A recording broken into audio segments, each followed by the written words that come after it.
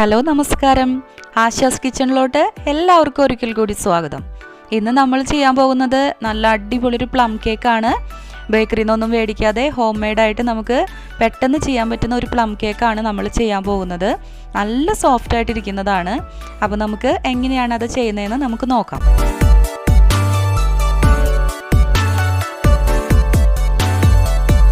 Dry fruits ആണ് നമുക്കിതിനായിട്ട് ആവശ്യമുള്ളത്. എല്ലാം ഒരു 3 സ്പൂൺ വീതം വേണം. കുറച്ച് ഈന്തപ്പഴവും ഇതൊക്കെ ഞാൻ ചോപ്പ് ചെയ്ത് വെച്ചിരിക്കുന്നതാണ്. ടൂട്ടി ഫ്രൂട്ടിയൊക്കെ മുഴുവനോടുകൂടെ നമുക്കിടാം. അതിലേക്ക് ആവശ്യമായിട്ടുള്ളത് കാഷ്നട്ട്, ചെറി, കറുത്ത മുന്തിരി, ടൂട്ടി ഫ്രൂട്ടി, ബദാം, ഈന്തപ്പഴം. ഇത്ര ഐറ്റംസാണ് 3 സ്പൂൺ വീതം നമുക്ക് ആവശ്യമായിട്ടുള്ളത്. ഇതിന് ഒരു നനവില്ലാത്തൊരു ബൗൾ എടുക്കുക. ആ ബൗളിലോട്ട് നമ്മൾ ഈ ഡ്രൈ ഫ്രൂട്ട്സ് എല്ലാം ഇട്ട് കൊടുക്കുക. ഒരു വലിയ ഓറഞ്ച് ജസ്റ്റ് മിക്സിയിലൊന്ന് ക്രഷ് ചെയ്ത് ഞാൻ അരിച്ചെടുത്തതാണ് ഇതിലോട്ട് ഒഴിക്കുന്നത്. ആ ഒഴിച്ചതിന് ശേഷം 1 മണിക്കൂർ റെസ്റ്റ് ചെയ്യാനായിട്ട് ഏറ്റവും കുറവ് വെക്കണം. അതല്ല എന്നുണ്ടെങ്കിൽ ഒരു 2 മണിക്കൂറെങ്കിലും വെച്ച് കഴിഞ്ഞാൽ അത്രയ്ക്ക് നല്ലതാണ്.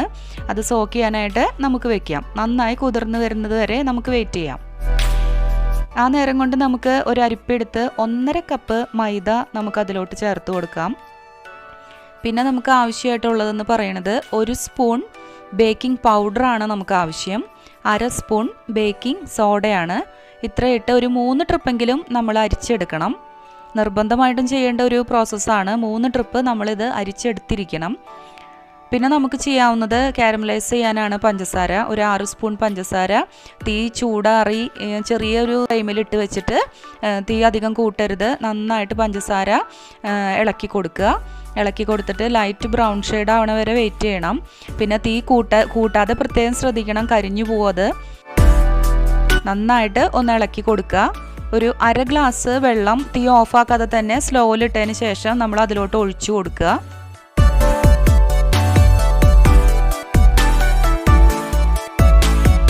അതിൻ്റെ പഞ്ചസാരയുടെ കട്ടകളെല്ലാം മാറുന്നത് വരെ വെയിറ്റ് ചെയ്യണം. നന്നായിട്ട് ഇളക്കി കുറുതാകുന്നത് വരെ നമുക്കത് സെറ്റ് ചെയ്തെടുക്കണം. ഇതാണ് നമ്മുടെ കേക്കിന് നന്നായി കളർ കൊടുക്കുന്ന ഒരു ഐറ്റം എന്ന് പറയുന്നത്. നല്ല ബ്രൗൺ കളറിൽ നമ്മുടെ കേക്ക് ഒരു ബ്ലാക്കും ബ്രൗണും കളറിൽ ഇരിക്കണമെങ്കിൽ ഇതുപോലെ വേണം. പിന്നെ നമുക്ക് വേണ്ടത് ഇതിലേക്ക് 3 മുട്ടയാണ് വേണ്ടത്. 1 സ്പൂൺ കൊക്കോ പൗഡർ നമുക്കിതിൽ ആവശ്യമാണ്. അതും കളർ കൊടുക്കാൻ വേണ്ടിയിട്ട് തന്നെയാണ്. പിന്നെ വാനില എസൻസ്. ആ പാത്രത്തിലോട്ട് നമ്മൾ 3 മുട്ട ഒഴിച്ചിട്ടുണ്ട്. പിന്നെ ആ അടപ്പിൽ തന്നെ ഒരടപ്പ് വാനില എസൻസ് ഒഴിച്ചു കൊടുത്തു. 1.5 കപ്പ് മൈദ ചേർത്തിരിക്കുന്നത് കൊണ്ട് വാനില എസൻസ് ഒരു സ്വല്പം കൂടി നമുക്ക് ഒരു അടപ്പിൽ തന്നെ 1/4 ഭാഗം കൂടിയും നമുക്കതിലോട്ട് ചേർത്ത് കൊടുക്കാം. പിന്നെ നമുക്ക് ആവശ്യമായിട്ടുള്ളത് കൊക്കോ പൗഡർ നേരത്തെ എടുത്ത് വെച്ചതാണ്. അത് അതിലോട്ട് ചേർത്ത് കൊടുക്കുക. നന്നായിട്ടൊന്ന് ബീറ്റ് ചെയ്തെടുക്കുക.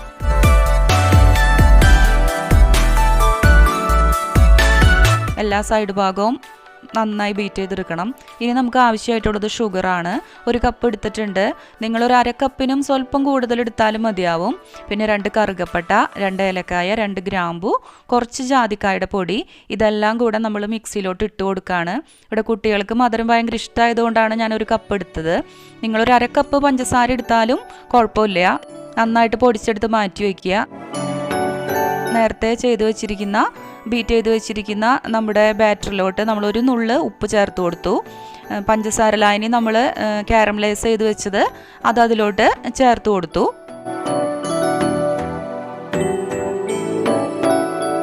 ഇനി നമുക്ക് അത് നന്നായിട്ടൊന്ന് ബീറ്റ് ചെയ്തെടുക്കണം.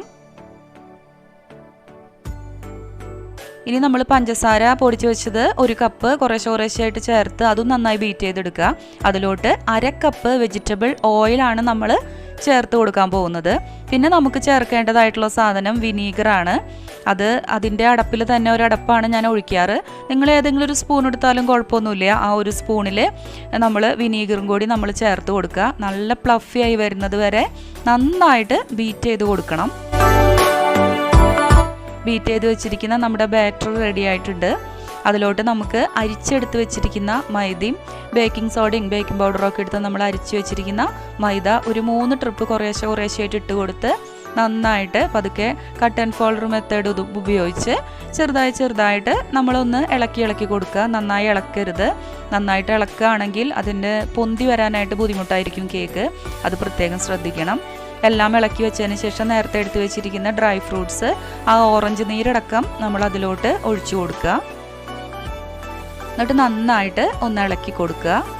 നേരത്തെ പറഞ്ഞ പോലെ തന്നെ പതുക്കെ പതുക്കെ റൗണ്ട് ചെയ്ത് വേണം നമ്മൾ ഇളക്കിയെടുക്കാനായിട്ട്. ഫ്രൂട്ട്സ് എല്ലാം എല്ലാ ഭാഗത്തേക്കും എത്തിയോന്ന് നമ്മൾ ഉറപ്പ് വരുത്തുകയും വേണം. അങ്ങനെ നമ്മുടെ ബാറ്റർ ഇവിടെ റെഡി ആയിട്ടുണ്ട്. നമ്മൾ ഓവനിലോ അതുപോലെ തന്നെ ഏതെങ്കിലും ഒരു ചീനച്ചട്ടിയിലോ കുക്കറിലോ ഒക്കെ ചെയ്യാം. ഞാനിവിടെ ചെയ്യാൻ പോകുന്നത് ഒരു നോൺ സ്റ്റിക്കിൻ്റെ ഒരു പാത്രത്തിലാണ്. ഇതിലാണ് സ്ഥിരമായിട്ട് ഞാൻ കേക്ക് ഉണ്ടാക്കാറുള്ളത്. അടപ്പിൻ്റെ ചെറിയൊരു ഹോള് ഞാൻ സ്റ്റിക്കർ വെച്ച് അടച്ചിട്ടുണ്ട്. ഒരു 10 മിനിറ്റ് നമ്മളൊന്ന് പ്രീ ഹീറ്റ് ചെയ്യാൻ വെച്ചിട്ടുണ്ട്. ആ സമയം കൊണ്ട് കേക്കിൻ്റെ നമ്മൾ ബാറ്റർ ഒഴിക്കുന്ന ഏതെങ്കിലും ഒരു പാത്രം എടുക്കുക. അത് സ്റ്റീലിൻ്റെ ഏതെങ്കിലും ഒരു പാത്രമാണെങ്കിലും കുഴപ്പമൊന്നുമില്ല. അതിലേക്ക് നമ്മൾ വെജിറ്റബിൾ ഓയിൽ ഒഴിച്ച് ഒന്ന് ഗ്രീസ് ചെയ്ത് കൊടുത്തതിലേക്ക് ബട്ടർ പേപ്പർ നമ്മൾ സെറ്റ് ചെയ്തിട്ടുണ്ട്. ബട്ടർ പേപ്പർ നന്നായിട്ട് സെറ്റ് ചെയ്ത് വെക്കുക. അതിലോട്ട് നമ്മൾ എടുത്തു വെച്ചിരിക്കുന്ന ബട്ടർ ഒരു സ്വല്പം എടുത്ത് ഒന്ന് ഗ്രീസ് ചെയ്ത് കൊടുക്കുക. നന്നായിട്ടൊന്ന് സൈഡൊക്കെ ഒന്ന് ഗ്രീസ് ചെയ്ത് കൊടുക്കുക. ആ ഗ്രീസ് ചെയ്തതിലേക്ക് നമ്മൾ എടുത്തു വെച്ചിരിക്കുന്ന നമ്മുടെ ബാറ്റർ അതിലേക്ക് ഒഴിച്ചു കൊടുക്കാൻ പോവുകയാണ്. ഡ്രൈ ഫ്രൂട്ട്സ് അല്ലാതും അതിലേക്ക് കറക്റ്റ് വീണിട്ടുണ്ടോയെന്ന് നമ്മൾ നോക്കണം. ജസ്റ്റ് ഒരു പ്രാവശ്യം മാത്രം ടൈപ്പ് ചെയ്ത് കൊടുക്കുക. ടൂട്ടി ഫ്രൂട്ടിയും കാഷ്നട്ടും ഡെക്കറേഷന് വേണ്ടി നമ്മൾ അതിലോട്ട് വെച്ച് കൊടുക്കുക. നേരത്തെ സെറ്റ് ചെയ്ത് വെച്ചിരിക്കുന്ന 10 മിനിറ്റ് നമ്മൾ പ്രീ ഹീറ്റ് ചെയ്ത് വെച്ചിരിക്കുന്ന നമ്മുടെ നോൺ സ്റ്റിക്കിൻ്റെ പാത്രത്തിലോട്ട് നമ്മൾ റെഡിയാക്കി വെച്ചിരിക്കുന്ന നമ്മുടെ ബാറ്റർ നമ്മൾ വെച്ച് കൊടുക്കാൻ പോവാണ്.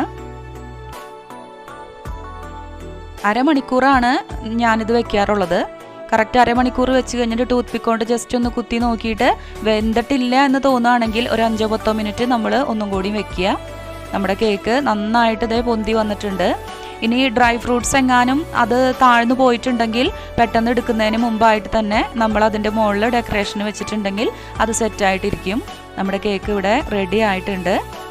നല്ല മണമൊക്കെ വരുന്നുണ്ട്. ഡെക്കറേറ്റ് ചെയ്ത് സെറ്റ് ചെയ്ത് വെച്ചിരിക്കുന്നത് ജസ്റ്റ് ഒന്ന് ടാപ്പ് ചെയ്ത് കൊടുത്താൽ മതി. ജസ്റ്റ് ഒന്ന് ടാപ്പ് ചെയ്ത് കഴിഞ്ഞാൽ വിട്ട് കിട്ടും.